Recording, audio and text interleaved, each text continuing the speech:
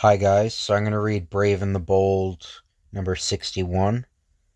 So the Brave and the Bold presents Starman and Black Canary, the sensational revival of two superstars from the fabulous 40s.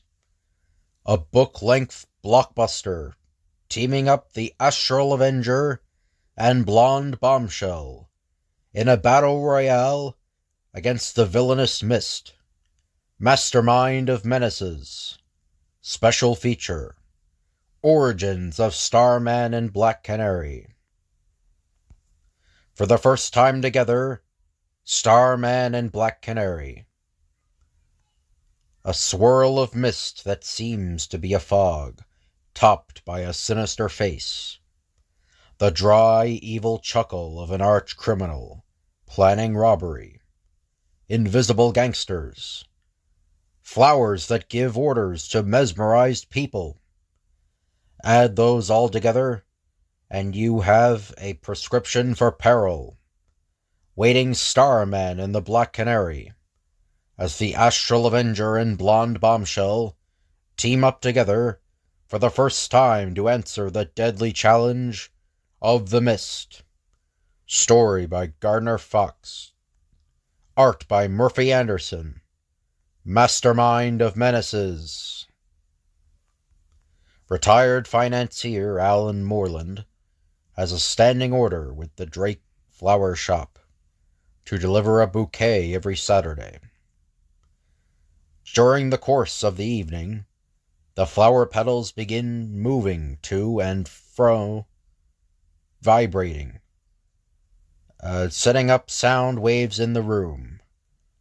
Alan Moreland, hear and obey. Open the door of your wall safe and remove its contents. None but the entranced Alan Moreland hears the hypnotic flowers, but he will be unable to remember what it was that caused him to rob himself. It is the latest in the series of clueless crimes that have baffled the police of Park City. Later, in another part of Park City, inside the lavish Drake Flower Shop, Larry Lance, head of a private eye agency, makes a hurried call on his wife, Dinah Drake Lance. Just dropped in to say hello, honey. And so long, sweetheart. There's been another one of those mysterious robberies, and I've got to check it out. Good clue hunting, darling. A few minutes later, another visitor. Ted Knight. Dinah, you doll. I'm in Park City to look over some of my business interests, none of which will be half as interesting as spending an evening with my friends, the Lances. Ted Starman Knight gives the girl he knows to be the Black Canary a friendly kiss. I hear your husband does all the crime chasing these days. Well, I am in semi-retirement. But speaking of evening spending, I insist you have a supper with Larry and me, soon as I close up shop. Good deal.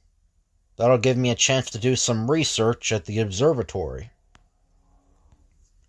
Dinah breaks off a flower from a bunch she is preparing for delivery, and... Wear this flower as a reminder to keep that date. Ha! As if I'd let it slip my mind. Ted Knight's fame as an amateur astronomer gains him admittance to the Park City Astronomical Observatory. The stars are really bright tonight. Viewing conditions are perfect for my needs. For a long time now, I've been working to improve my cosmic rod. The recent discovery of quasars and the fantastic energies they give off has convinced me they can add to my effectiveness as Starman.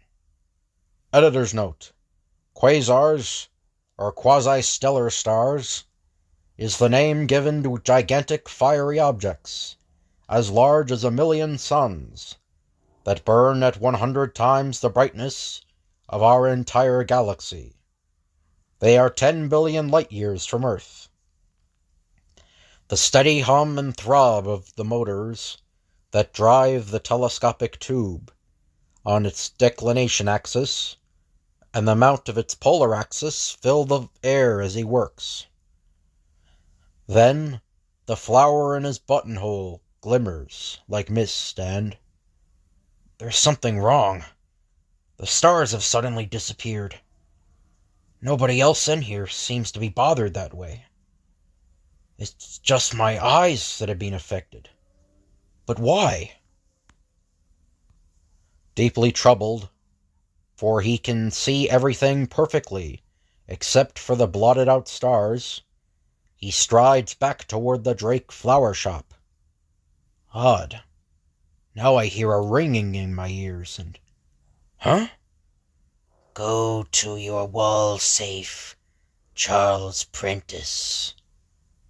He halts in astonishment, jaw dropping. Open the safe, remove the cash inside, and put it in a plain paper bag.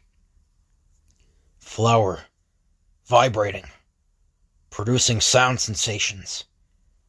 I seem to have intercepted a sound crime wave. He breaks into a run as... Take the cash in the bag to the corner of 5th Street and Jefferson Boulevard. Leave it under a bush. 5th and Jefferson. That's not far from here. Only the trees and bushes witness the change that comes over the businessman as he sheds his street clothes to become Starman. Moments later, the Astral Avenger watches Charles Prentice drop a paper bag.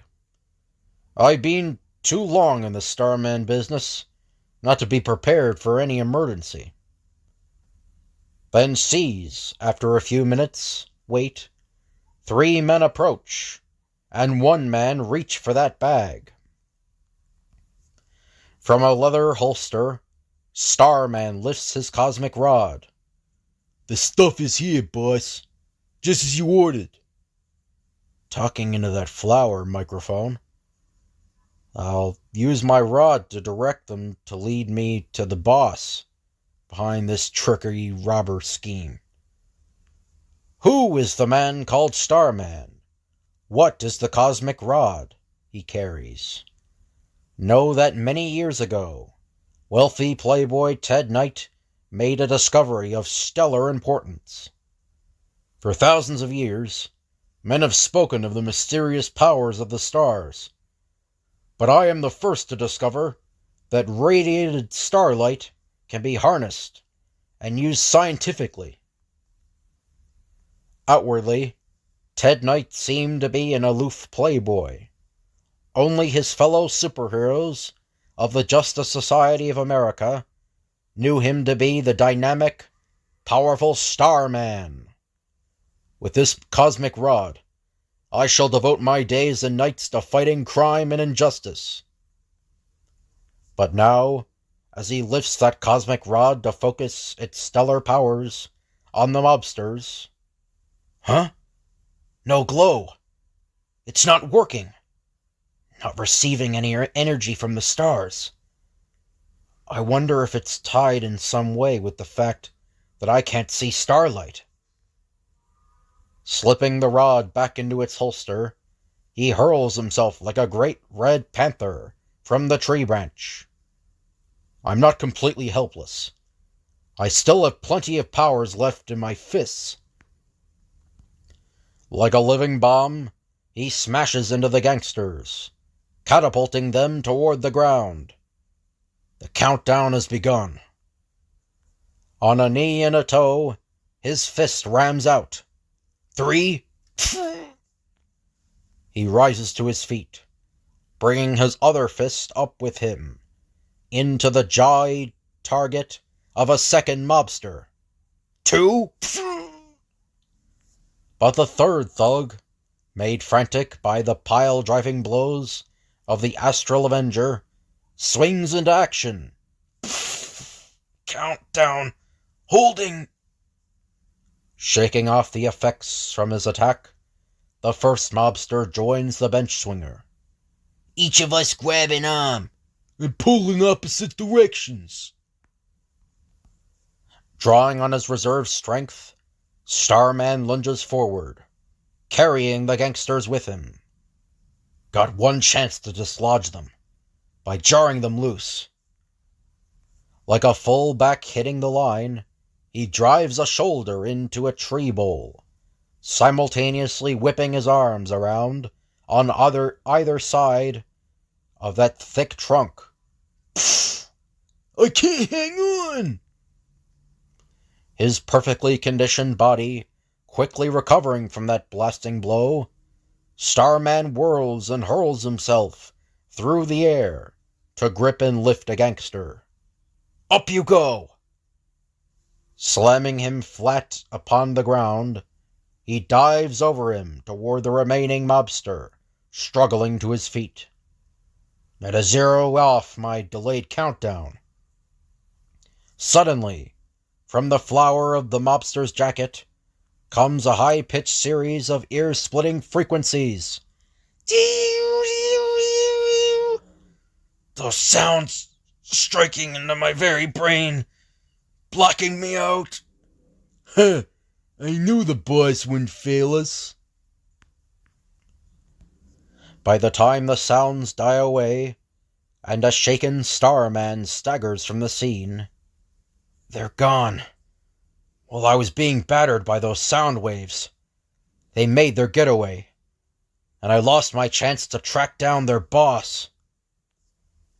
Elsewhere in the city, an old foe, the Mist, is gloating over Starman's defeat.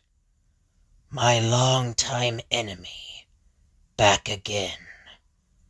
It seems like old times, pitching my ingenious criminal mind and powers against Starman's star-powered stunts.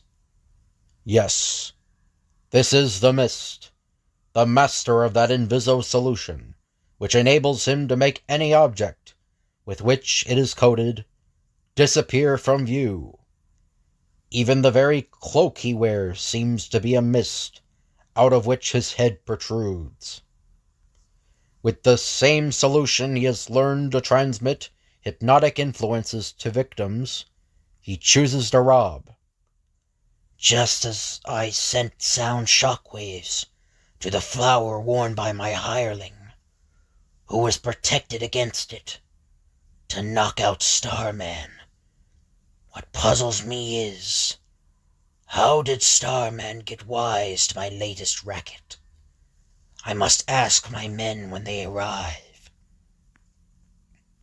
And so this is explaining Starman's origin. So the origin of Starman. From his boyhood, Ted Knight had an absorbing interest in astronomy. Born to wealth, he was able to devote much time to this hobby, and eventually made a remarkable discovery. He found a way to utilize infrawaves from distant stars with his amazing gravity rod, which was first described as an invention that overcomes the forces of gravity and launches bolts of energy by radiating starlight. Having perfected this instrument, Ted next created the red and green costume the world was soon to know as the uniform of Starman. He made his debut in Adventure Comics number 61, April 1941, the cover of which is reproduced below. The Astral Avenger battled many villains, but none more ingenious than the Mist. These arch-foes first met in The Menace of the Invisible Raiders, Adventure number 67, October 1941. When Our Man was granted a leave of absence from the Justice Society of America, Starman was selected as his replacement. He and Dr. Midnight both won their spurs in All-Star Comics number 8, December 1941 to January 1942, by helping the JSA defeat the evil plots of Professor Elba. Soon after the Japanese attack on Pearl Harbor brought the United States into World War II, the Justice Society became the Justice Battalion, under orders from the War Department. Starman joined his fellow JSAers in fighting spies and saboteurs on their home front, as well as performing missions behind enemy lines. During one such expedition in occupied Poland, he kept Nazi officials busy trying to decode a secret message consisting of the lifetime batting averages of big league baseball stars Ty Cobb, Tris Speaker, and Rabbit Marinville. On another occasion, a German rocket scientist tried to get rid of 8 JSA members by trapping them and shooting them into space. Starman wound up on the planet Jupiter, where he overcame a threat to the native Jovians by building a huge replica of his gravity rod and using it to hurl the menace off that world. The towering instrument also provided the power which returned the Astral Avenger to Earth. Of course, there were domestic villains to deal with too, and Starman was in the thick of the battles with such foes as the Brainwave, the King Bee, and the original Psycho Pirate. Starman's last appearance with the Justice Society was in The Plunder of the Psycho Pirate, All-Star number 23, winter 1944-45. He and the Spectre, who dropped out at the same time, were replaced by Green Lantern and the Flash. A year later, he last saw action in the pages of Adventure, number 102, February-March 1946. During his years of retirement, Ted Knight continued to improve his gravity rod until he developed the highly superior Cosmic Rod, which draws its incredible power from the cosmic forces of the universe. He first put this new instrument to use against the crime syndicate of America of Earth-3, when he returned to action with his fellow JSAers, Hawkman, Dr. Fate, Dr. Midnight, and Black Canary. This was the first time he had worked with the blonde bombshell, for he had retired before she began her crime-fighting career. Mastermind of Menaces, Part 2. We got the cash, Mist, even if Starman did stumble onto our racket. Starman put up a whale of a battle, but what gets me is why he didn't use his Cosmic Rod against us. What's that? Starman didn't use his famous power gimmick. Very interesting. Could be that he was unable to use his weapon. As his gang members make their report and turn over the loot of their latest clueless crime, the Mist reflects that with cold, clever brain that has made him so awesome an antagonist in the past, too often has he fought the Astral Avenger and been defeated by him, not to understand that he must take advantage of any bit of information that may help him gain a victory over his long-standing foe. Had I known he couldn't counteract with his Cosmic Rod, I'd have followed up that floral soundwave blast I hurled at him with even more destructive ones. But I have no time at the moment to concern myself about Starman. I must listen in on Dinah Drake's report of what select customers she is delivering flowers to on the morrow. At this moment, in the Drake flower shop office... Hi, honey. Did you come up with anything on those mysterious robberies? I sure did. I found out who's one of the key culprits. A woman. A very pretty woman, I might add. Oh, really? Well, don't keep me in suspense. Who is she? Why, none other than you. Me? You must be kidding. I kid you not, doll. Get this. The one common denominator in the robberies has been the flowers you sent to every one of those places just before they were robbed. My flowers had nothing to do with it. They couldn't have. Oh, yes, they did, Dinah. This flower you gave me had a direct bearing on a robbery, as a talking flower. It instructed a man named Charles Prentice to take cash from his safe, put it in a bag, and deliver it to Fifth and Jefferson. I went there, and when my cosmic rod wouldn't work, had to wade in with my fists. As he tells his story, the Astral Avenger displays his cosmic rod, which, to his astonishment, it's glowing with stellar energy. I'm in business again. You two wait in here while I lock up. Then we'll go into a deep huddle on how to handle this incredible affair. Aye, Starman. First chance I've been able to cut in with the big hello. Some moments later, Larry and Starman stiffen in surprise as an odd change comes over Dinah Drake Lance. Leave my office at once. I have a private business to attend to. Quickly, Larry. Obey her. As they leave the private office, Something is obviously wrong, she seems to be in a trance. but I want to see what she intends doing.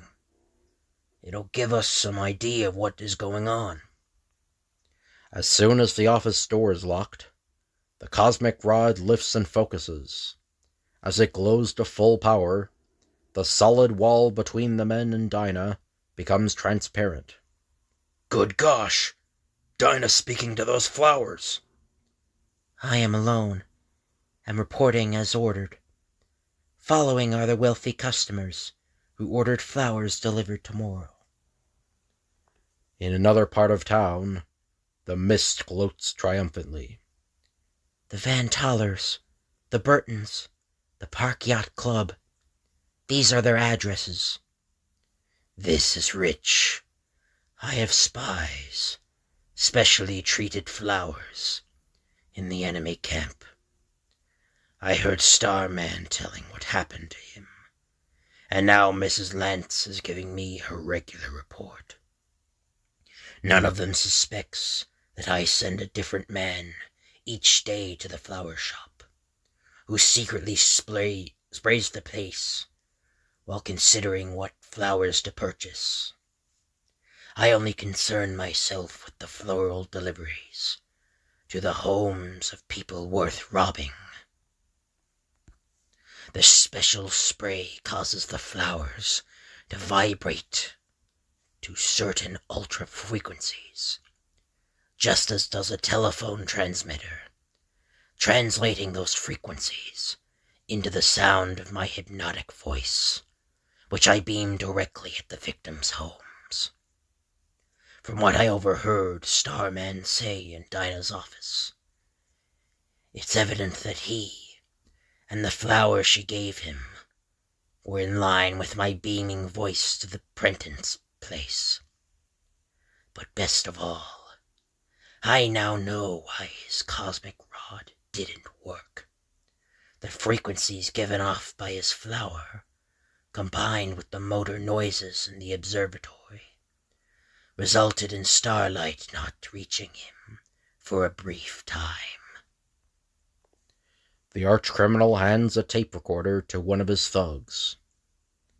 Sneak into that observatory and record those sounds.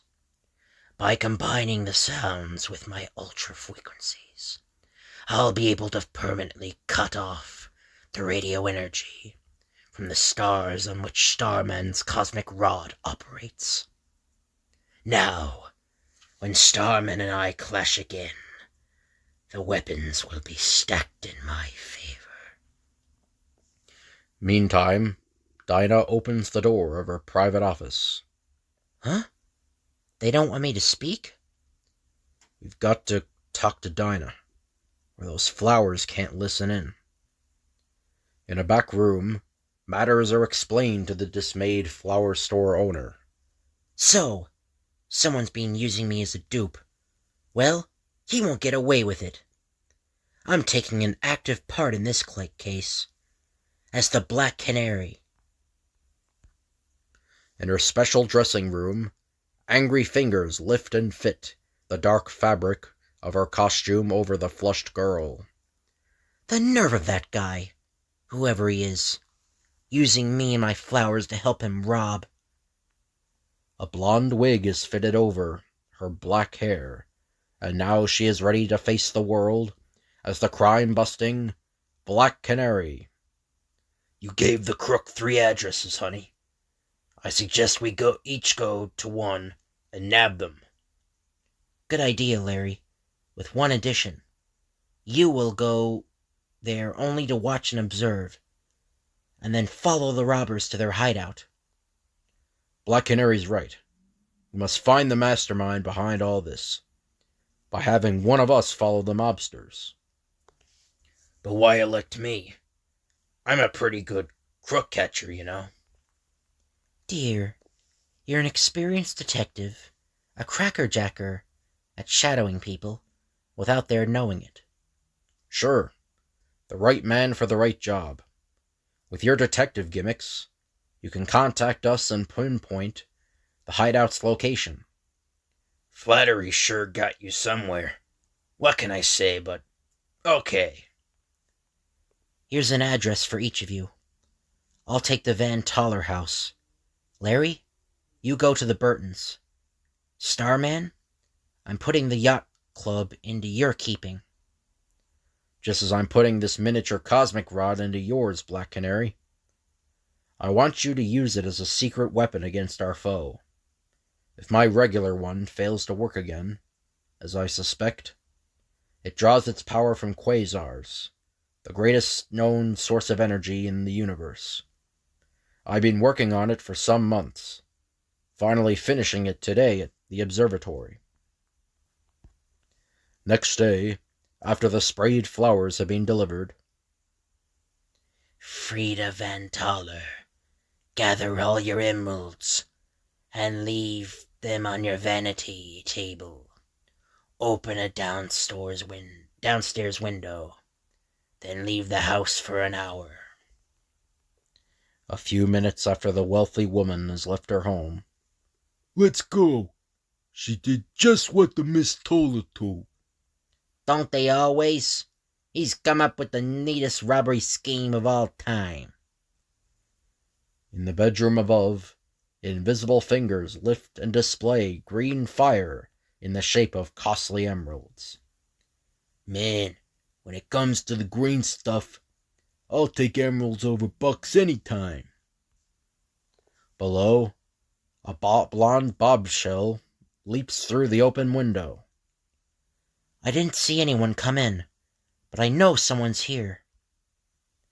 From the amulet about her throat, Black Canary removes a pellet of reddish powder and breaks it in her palm. I hear footsteps and voices upstairs. It was good of Starman to let me have that tiny cosmic rod, but I have ways of my own for dealing with invisible crooks. Moments later, pursed lips blow a red cloud into the bedroom. Whoosh!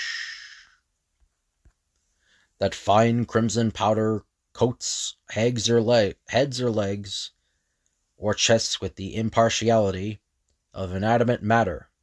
Hey! It's the Black Canary!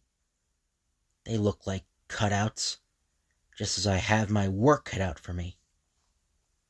The girl gladiator reaches out to grab hold of a stray arm. Hey! Give me a hand, you guys! What do you want with more hands? You have both of mine. She whips him about an ever-widening airplane spin until... Contact! A chair seemingly leaps off the floor and swings at her. His noisy red feet alerted me to danger. She dives. Her hands tighten about two crimson ankles.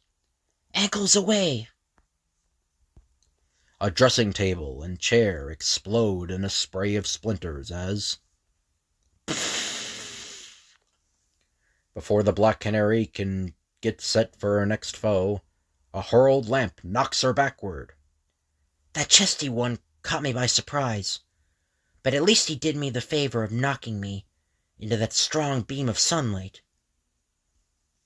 Inspiration illuminates the keen mind and quick wits of the girl gladiator as she whips out a tiny mirror from her canary amulet and can't see. The sunlight I'm aiming at him is reflecting off his eyes. Upward she erupts like an angry geyser. Her determined fists make contact a few inches below those sun-dazzled orbs. Target, jaw! Then she borrows some dusting powder from Frida Van Toller and... Take a powder, boys, so I can see who I'm going to take to jail. Across Park City, in its fashionable yacht club, remove the charity receipts from the cash box and place them in the model Viking ship. Put the ship in the water. As the mesmerized attendant does as commanded, a strong breeze carries the vessel outward into the harbor. Out of a partly cloudy sky drops a helicopter toward the longship, just as Starman hurtles upward from the harbor waters. With the protection of my cosmic rod, I've been shadowing the ship model underwater, expecting some such development as this. As the rod glows more brightly, the propellers lift upward off the copter. Yay! We'll fall! Not before we get Starman. A rain of bullets hums toward the Astral Avenger. The star energies of the rod flare out, causing the bullets to be turned back toward the copter itself. Hold it, Starman! We give up! Save us! At this moment, having followed the robbers from the Burton mansion, Larry Lance makes his report to his fellow crime fighters. Starman, Black Canary, this is Larry Lance. I've trailed the robbers to their hideout. This is where it is. The origin of Black Canary. Black Canary first appeared in the Johnny Thunder strip in Flash Comics number 86, August 1947. The story was called, what else? The Black Canary. The blonde bombshell originally acted as a sort of female Robin Hood, preying upon criminals by stealing their ill-gotten gains. In this first adventure, she tricked Johnny Thunder into swiping a mask of a special design to be worn by guests at a party given by a big-time racketeer. Gaining entry to his home by wearing the mask, Black Canary was about to rob the gang leader's safe when she was surprised by her host and some of his underlings. Johnny, always one to help a damsel in distress, came to her rescue with his magic thunderbolt. When the smoke cleared, the mobsters were in police custody, and Black Canary had slipped away. Although her unorthodox methods of combating crime caused her at first to be mistaken for a crook herself, she soon set matters straight and enlisted Johnny in her war against evildoers. Since Johnny belonged to the Justice Society of America, it was inevitable that Black Canary should encounter that famed organization, which she did in All-Star Comics number 38, History's Crime Wave, December 1947 to January 1948. A madman impersonating villains of the past actually succeeded in killing Hawkman, the Flash, Dr. Midnight, the Atom, Green Lantern, and Johnny Thunder. But Black Canary found the dying Johnny, who, with his last breath, sent her to Wonder Woman for help. The amazing Amazon used the purple ray, invented by her friend Paula von Gunther to restore the heroes to life. But even this marvelous device would have failed if the costumed heroines had delayed too long after the crime fighters' deaths. Black Canary then aided the revived JSAers into putting an end to the career of their adversary. Johnny Thunder made only one more appearance with the Justice Society, for he retired soon afterward. So it was that, in Flash number 92, February 1948, Black Canary took over as sole star of the strip she had shared with him. The cover of this issue of Flash, which is reproduced below, was the only one on which the blonde bombshell was depicted. Prior to this, Black Canary's secret identity of dark-haired florist Dinah Drake had not been revealed to the readers. It was in this same story that she first teamed with private detective Larry Lance, with whom she was later to marry. Meanwhile, Black Canary continued to work with the Justice Society, although she was not yet officially a member.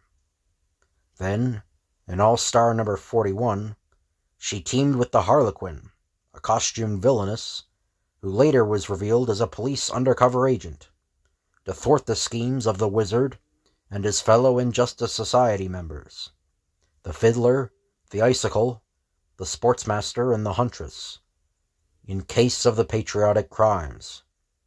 Black Canary's work in this case was rewarded when she was inducted into the JSA. Our heroine appeared in Flash right up until it was discontinued with issue number 104, February 1949. She maintained her membership in the JSA throughout the rest of their adventures in All-Star, the last being The Mystery of the Vanished Detectives, issue number 57, February-March 1951. Mastermind of Menaces, Part 3. As Larry Lance's voice is transmitted to Starman and the Black Canary, it is heard by the mist inside his laboratory, via his floral microphones. Larry Lance didn't realize his voice would be picked up by my specially treated bushes outside this building. Go get him, you men. I want him out of the way when Starman and Black Canary get here. An attack by 3 invisible thugs, and Larry Lance goes down, striking out bravely but with futile fists as, "Grab him! Hold him!" "They won't hold me long. At least they don't know the Black Canary and Starman are on their way here to round up the rest of this gang."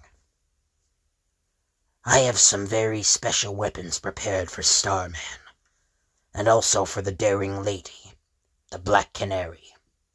Lance has beckoned them into a trap from which there is no escape. First on the scene is the Astral Avenger, to be greeted by the wild laughter of "The Mist!" The surprise party is going to be on you, Starman. Out from a wall dart gigantic flowers, sprayed with the Mist's special solution. At the same time, tape-recorded sounds of the astronomical observatory fill the air. "My rod stopped glowing." Of course, because starlight and its energies are prevented from reaching you. Your cosmic weapon is powerless to stop my invisible gang. Battered by a floral flood of high-frequency waves, encompassed by the tape-recorded sounds, Starman plummets into a tool bench. Get him! Invisible gangsters rush the crime fighter. His fist lashes out, lands hard on an unseen face, even as he is overcome by the sheer weight of numbers. As Starman goes down, the blonde bombshell crashes into the big room. You're next, Black Canary, and you'll be easier to take than Starman. Starman's cosmic rod, deactivated. Now I see why he armed me with that miniature rod. Invisible men leap at her and grab empty air as she rises upward like a rocket. Huh? You ain't superpowered. Where'd you latch on to that trick? That's only the beginning of the tricks I'll show that misfit with my hand-concealed weapon. From her clenched fingers, a beam of energy stabs out. Ah, there they are. The quasars from which this tiny rod gets its powers are too potent for the mist to overcome, as he did Starman's. Her fist, aided by the striking power of the tiny star scepter, lands with jarring impact. See a few stars on me, fella. A gravity tug from the star rod, and scientific instruments are yanked loose. Hey, what's with the rest of you guys? Get in here and lend a hand! At his cry, the remaining gangsters race into the room, just as the girl gladiator maneuvers the scientific equipment together. What's she up to? Beats me. I can never figure out a dame. Their voices are telling me where they are. A conglomeration of instruments drops on the surprised criminals. In agonized despair, the mist sees the Black Canary destroy his wonder flowers. I've got to stop her before Starman regains consciousness. His cosmic rod will start working again with those flowers destroyed. Leaping to a control stud, the mist presses it, shooting pellets from hidden compressed air guns. My last remaining gimmick, but it's surefire. Got to drive them away from me by shielding myself. Inexperienced in the use of the cosmic rod, a single pellet penetrates our faulty shield and... Oh! One of them grazed me. As Starman stirs, a couple of revived mobsters leap toward the Black Canary. Black Canary! In danger! Recovering his cosmic rod, he throws a bubble of energy around the fallen girl as... By destroying the flowers, Black Canary enabled the star energies to recharge my weapon. Half mad with despair, the mist leaps forward like a man possessed. His desperate fingers reach out to wrest the rod away from Starman. But before he can lay a hand on it, Starman's free hand lashes out. Just like old times, miss. You're my prisoner. As soon as I demist you, I'm taking you in. After the Astral Avenger releases the Black Canary, they hear a thumping sound. Where's Larry? And what's that noise? Behind a lab door, and pounding his heels on the floor for attention, is... Larry, darling, whatever happened to you? Later that evening, after the Mist and his mobsters have been turned over to the police, a long-delayed dinner date is kept at a rooftop restaurant. Sure is good to see the stars again. I know I'll keep on seeing them. I wish you kept the miniature cosmic rod, Dinah. No thanks, Ted. When I go back into action again, I'll be in Black Canary style, all the way. And that's the end. So I hope you guys enjoyed the video. If you could like, comment, and subscribe, that'd be appreciated. Thank you all for watching, and I'll see you guys later.